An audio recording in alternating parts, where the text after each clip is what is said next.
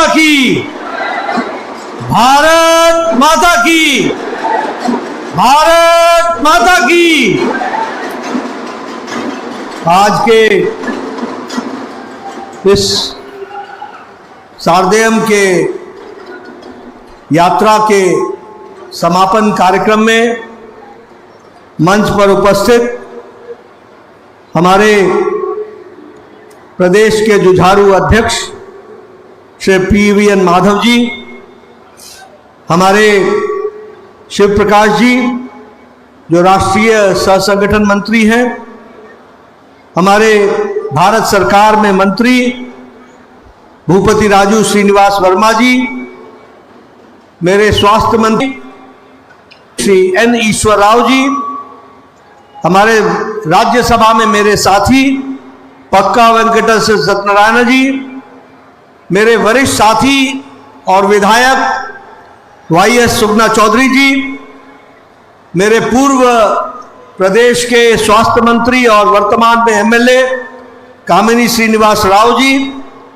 श्री आदि नारायण रेड्डी जी, हमारे रामाकृष्ण रेड्डी जी, PV पार्थसारथी जी, R Krishnaiah जी हमारे MP, जाकिया खन्नम जी हमारे MLC और मेरे पूर्व राज्यसभा के सदस्य GVL नरसिम्हा राव जी, मंच पर आसीन सभी वरिष्ठ साथीगण, प्रदेश के पदाधिकारी महामंत्रीगण और हमारे इस शारदेयम के यात्रा के समापन पर आए हुए देवी और सज्जनों, मीडिया के मेरे साथी, प्रिंट मीडिया और इलेक्ट्रॉनिक मीडिया के मेरे साथी, मेरा यह सौभाग्य है कि मुझे आज विशाखापट्टनम के श्री श्री श्री कनक महालक्ष्मी मंदिर के इस पूज्य स्थान पर आने का सौभाग्य मिला है। मैं श्री श्री कनक महालक्ष्मी जी को नमन करके अपनी बात को प्रारंभ करता हूं। मुझे सौभाग्य मिला है कि हम भगवान विष्णु, जिन्हें हम वारा नरसिम्हा जी के द्वारा पूजते हैं, ऐसे वारा लक्ष्मी नरसिम्हा स्वामी मंदिर को भी मैं नमन करके अपनी बात को प्रारंभ करता हूं। मित्रों, हम जब कहते हैं विशाखापट्टनम की बात तो हमें ध्यान में आता है कि इसे ईस्टर्न कोस्ट का ज्वेल कहा जाता है। हम यह भी जानते हैं कि किस तरीके से पिछले NDA की सरकार में आंध्र प्रदेश ने मोदी जी के नेतृत्व में और वर्तमान में वेंकैया नायडू, हमारे चंद्रबाबू नायडू जी के नेतृत्व में आंध्र प्रदेश किस तरीके से तरक्की की ओर आगे बढ़ रहा है। मैं यहां यह भी बताना चाहता हूं और आपको धन्यवाद देना चाहता हूं, क्योंकि when I came to Tirupati, जब मैं तिरुपति में आया था तो उस समय मैंने कहा था कि उस समय की भ्रष्ट YRCP की सरकार, जो सरकार गवर्नेंस थी, नॉन गवर्नमेंट गवर्नमेंट थी, नॉन गवर्नेंस था, करप्शन चरम सीमा पर था, उस सरकार को बदलने की आवश्यकता थी। और मुझे खुशी है कि आपने प्रधानमंत्री नरेंद्र मोदी जी की बात को सुना और आपने उस सरकार को बदल डाला और हमारे चंद्रबाबू नायडू जी के नेतृत्व में आंध्र प्रदेश में आपने सरकार बनाई। आपको बहुत बहुत धन्यवाद NDA की सरकार बनाने के लिए। మిత్రులారా,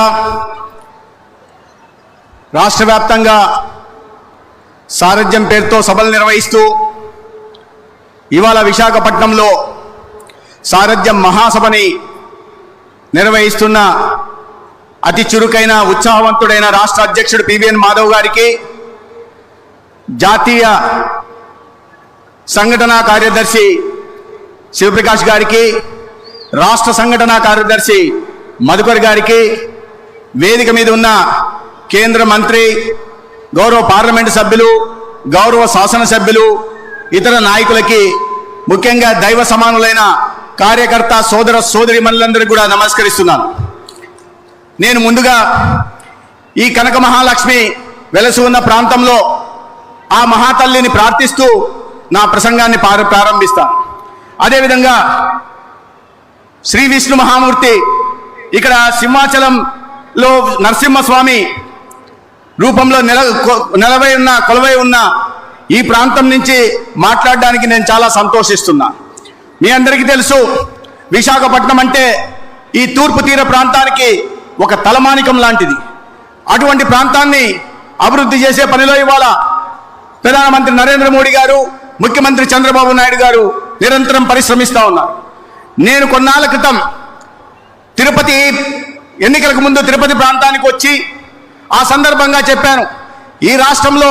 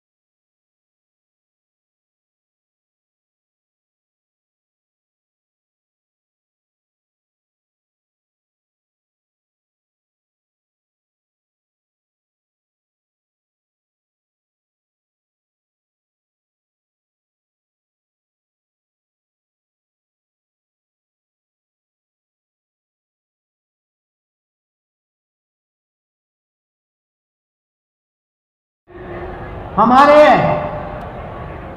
सैकड़ों की संख्या में मेयर्स हैं, हमारी हजारों की संख्या में हमारे जिला परिषद के अध्यक्ष और सदस्य हैं। We are the largest representative party of the world, इस बात को भी हमको ध्यान में रखना चाहिए। We are the largest political party of the world having 14 crore of membership.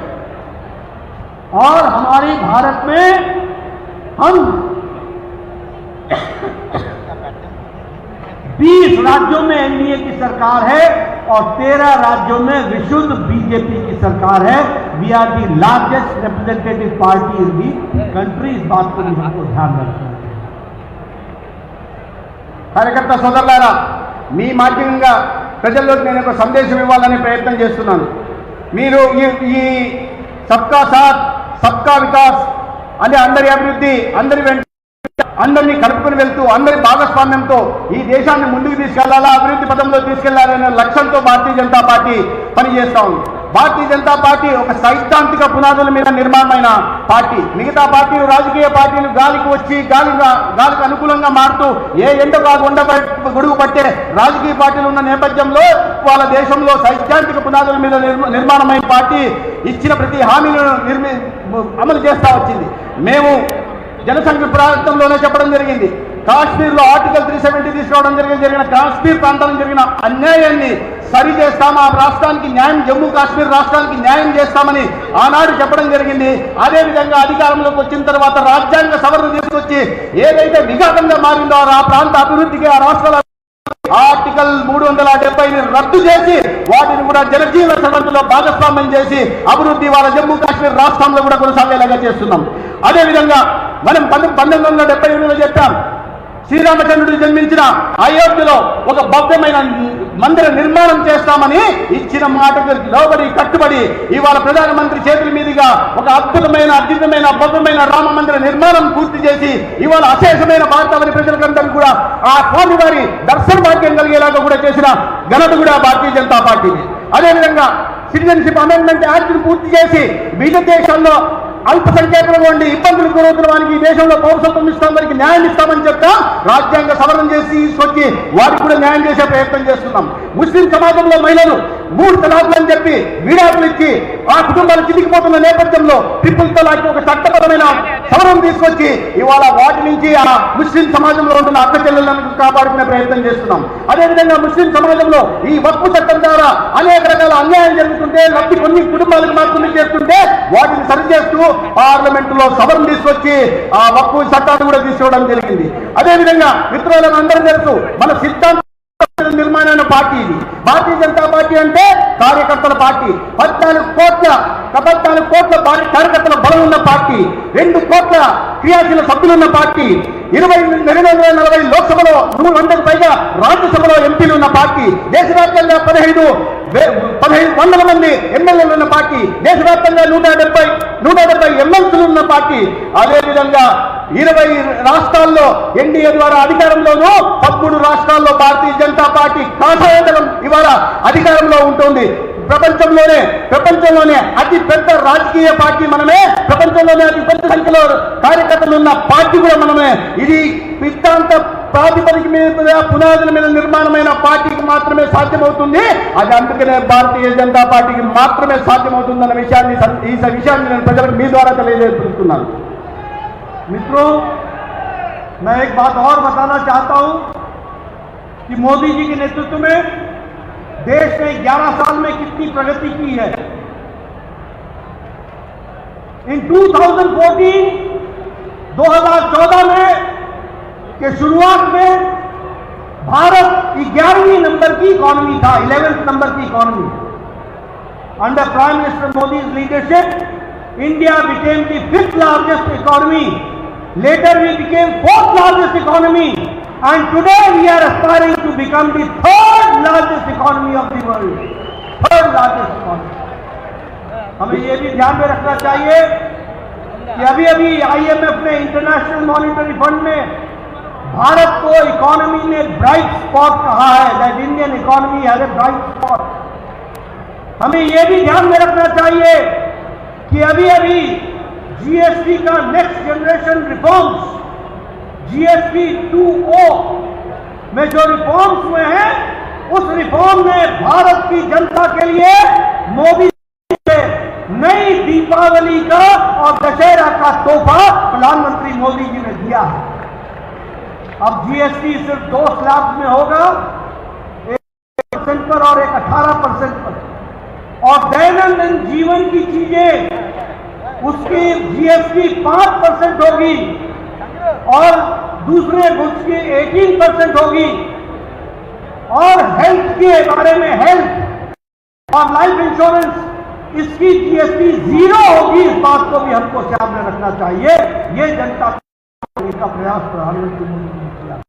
2014లో Narendra Modi గారు ప్రధానమంత్రిగా బాధ్యతలు చేపట్టిన నాడు ఈ దేశంలో ఆర్థిక పరిస్థితి ఎలా ఉందో మనకు తెలుసు.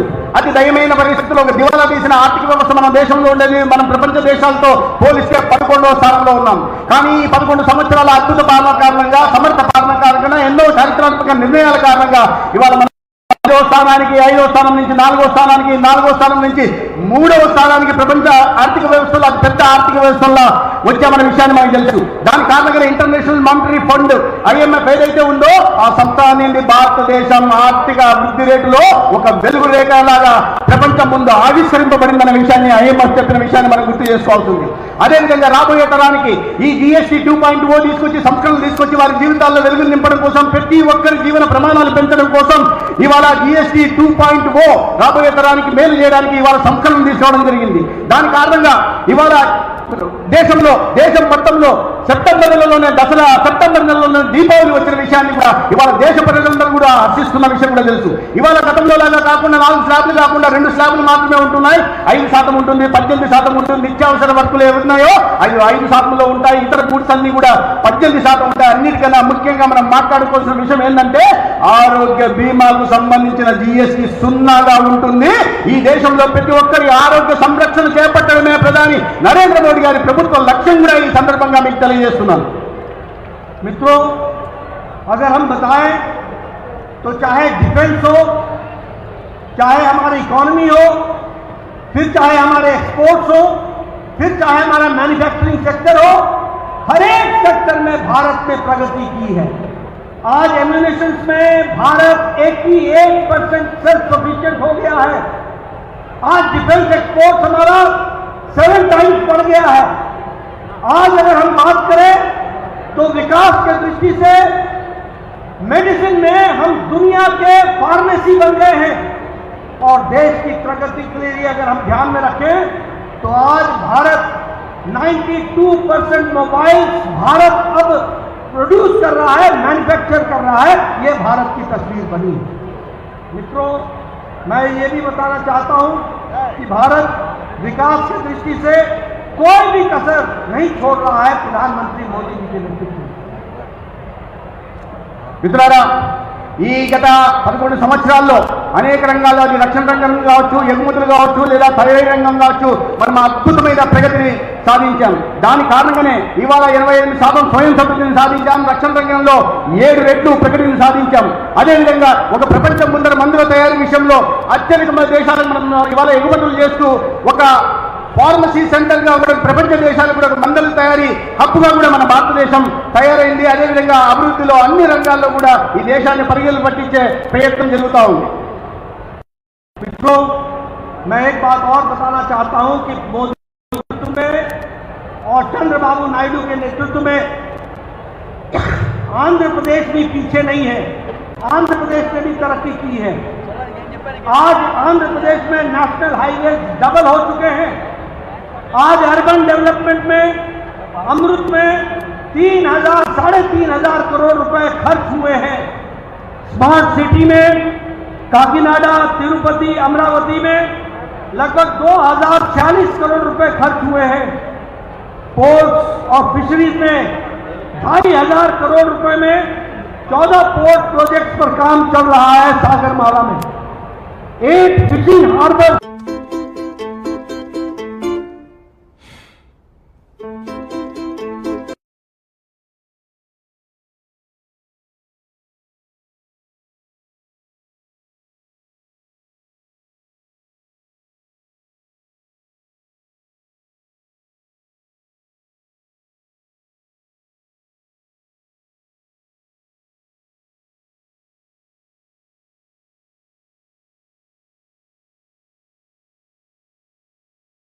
टेक्नोलॉजी, इंस्टीट्यूट ऑफ टेक्नोलॉजी, नया IISER, नया Indian institute of management, all India institute of management medical sciences, IIPE, IIFT, NIT, central university, tribal university, CPET, agriculture university, ये सभी की सभी प्रधानमंत्री मोदी जी के नेतृत्व में एनडीए की सरकार ने आपको दिया है, आंध्र प्रदेश को दिया है। ये हमको ध्यान में रखना है।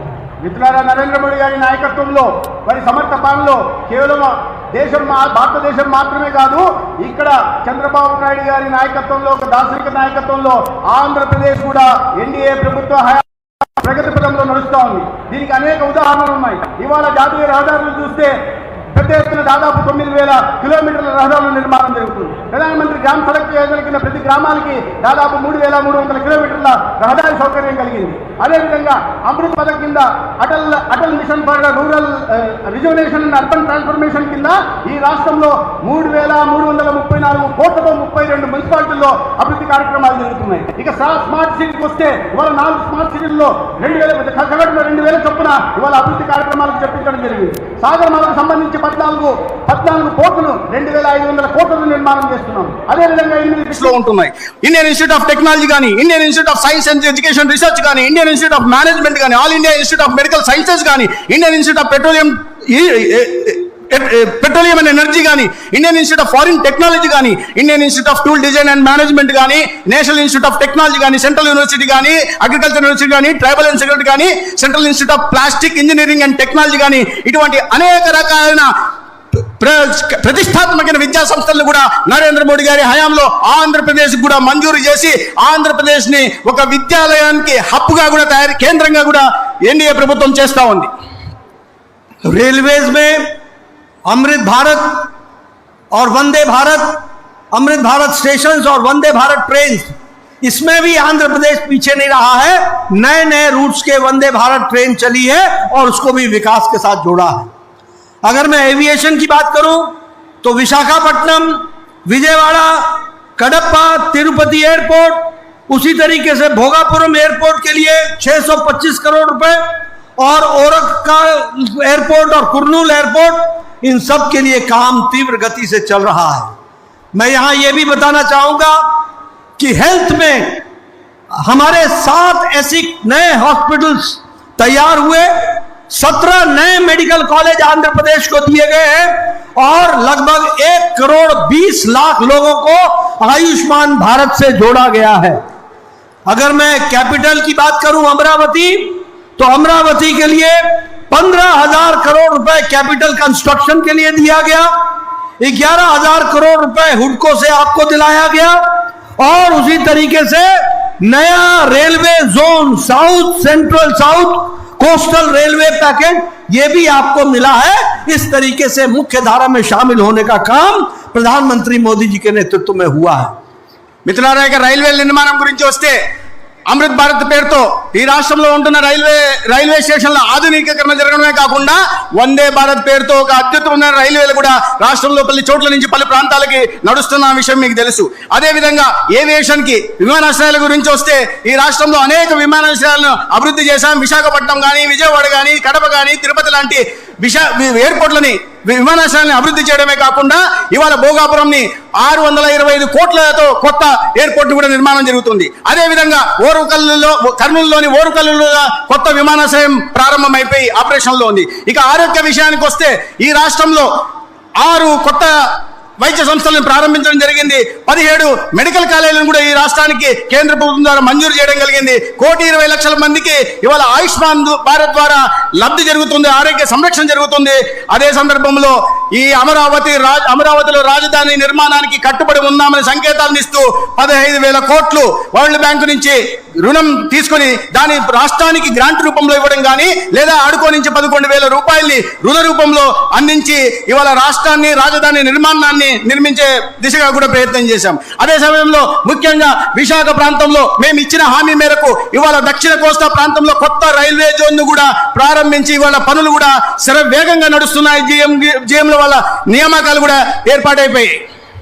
अगर मैं मेगा प्रोजेक्ट्स की बात करूं तो 1,85,000 करोड़ रुपए 1,85,000 crores have been decided for NGEL green hydrogen और ये पुडी मडक्का में इसके लिए सैंक्शन हुआ है।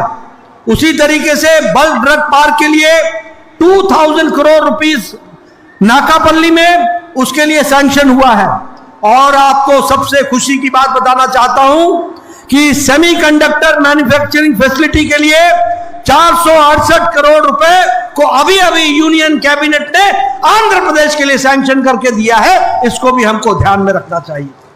मित्रों, मैं आपका ज्यादा समय नहीं लूंगा, मैं खाली आपको बताना चाहता हूं, आप कार्यकर्ता जनता के बीच में आंध्र प्रदेश में गांव गांव, घर घर, हर घर ये संदेश दीजिए कि जब वाईआरसीपी की सरकार थी तो अंधकार था, we were rushing towards death trap.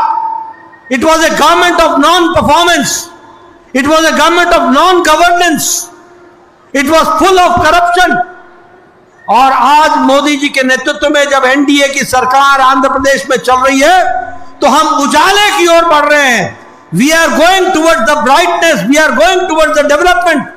और मैंने आपके सामने डेवलपमेंट की सारी सूची आपके सामने रखी है. वी शुड अंडरस्टैंड, हमें यह समझ लेना चाहिए, राजनीति, पॉलिटिक्स, पॉलिटिकल पार्टी वो लोगों के लिए है, वो जनता के लिए है, वो जनता के विकास के लिए है, वो देश के भले के लिए है. और भारतीय जनता पार्टी मोदी जी के नेतृत्व में एक एक काम, एक एक पल, आप कार्यकर्ताओं के, लाखों कार्यकर्ताओं के, करोड़ों कार्यकर्ताओं के मेहनत के कारण हम जनता के सेवा में जुटे हुए हैं और देश को तीव्र गति से आगे बढ़ाने का प्रयास कर रहे हैं. इसमें आप सबका योगदान है. इस यात्रा के लिए मैं फिर से आपको बधाई देता हूं और आपसे निवेदन करता हूं कि इसी जोश के साथ आप आंध्र प्रदेश की धरती पर काम कीजिए. लोगों का आशीर्वाद एनडीए को मिलेगा और मिलता रहेगा। और हम एक नहीं बारंबार सरकार में आकर के आंध्र प्रदेश की तेलुगु की जनता की सेवा में लगेंगे। यही मेरा आपसे निवेदन है। बहुत बहुत धन्यवाद। जय भारत, जय आंध्र।